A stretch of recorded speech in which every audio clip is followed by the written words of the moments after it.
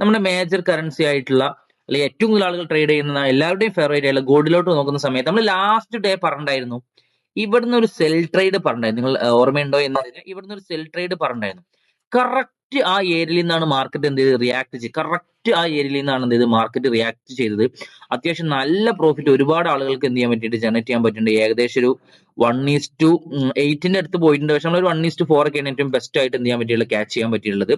എന്നാൽ ആ ഏരിയനെ മാർക്കറ്റ് എന്ത് ചെയ്ത് റീസെന്റ് ആയിട്ട് എന്ത് ചെയ്തിട്ടുണ്ട്, ആ ഏരിയനെ മാർക്കറ്റ് ബ്രേക്ക് ചെയ്തിട്ടുണ്ട്. അതായത് ആ ഏരിയനെ മാർക്കറ്റ് എന്ത് ചെയ്തിട്ടുണ്ട്, ബ്രേക്ക് ചെയ്തിട്ടുണ്ട്. അപ്പൊ നിലവിൽ ഇപ്പൊ ഇതാണ് നമ്മുടെ ഏറ്റവും സ്ട്രോങ് ആയുള്ള ഒരു ഏരിയ എന്ന് പറയുന്നത്. അപ്പൊ ഇനി മാർക്കറ്റ് സപ്പോസ് ഈ ഒരു ഏരിയയിലോട്ടൊക്കെ വരുന്ന സമയത്ത് നമുക്ക് നല്ലൊരു കിടിലൻ എൻട്രി നോക്കാവുന്നതാണ്. കാരണം ഒരുപാട് ലിക്വിഡിറ്റീസ് പെൻഡിങ് ആയി കിടക്കുന്നുണ്ട്.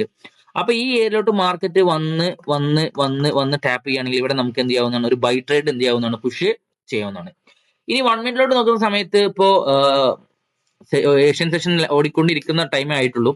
ആഫ്റ്റർ ലണ്ടൻ മാർക്കറ്റ് ഓപ്പൺ ചെയ്തിട്ട് ലോ ടൈം ഫ്രെയിമിൽ എന്തെങ്കിലും ട്രേഡിംഗ് ഓപ്പർച്യൂണിറ്റി കിട്ടുകയാണെങ്കിൽ ഡെഫിനറ്റ്ലി ഞാൻ എന്ത് ചെയ്യുന്നുണ്ട്, അതിന്റെ ഒരു വീഡിയോ അപ്ലോഡ് ചെയ്യേണ്ടത്. ഓക്കെ, അപ്പൊ എനിക്ക് നിങ്ങളോട് പറയുന്നത് ഒരു വീക്ക് സ്റ്റാർട്ട് ചെയ്യുന്ന ദിവസമാണ് മൺഡേ ആണ്. നിങ്ങൾ എന്ത് ചെയ്യുക, വളരെ വൈസ് ആയിട്ട് മാത്രം ട്രേഡിംഗ് ഡിസിഷൻസ് എടുക്കുക. നിങ്ങളുടെ ട്രേഡിങ്ങിന് എന്ത് ചെയ്യുക, നിങ്ങൾ വളരെ സേഫ് ആയിട്ട് ചെയ്യുക. നിങ്ങളുടെ ക്യാപിറ്റൽ എന്ത് ചെയ്യുക, നിങ്ങൾ പ്രൊട്ടക്ട് ചെയ്യുക. So all the best.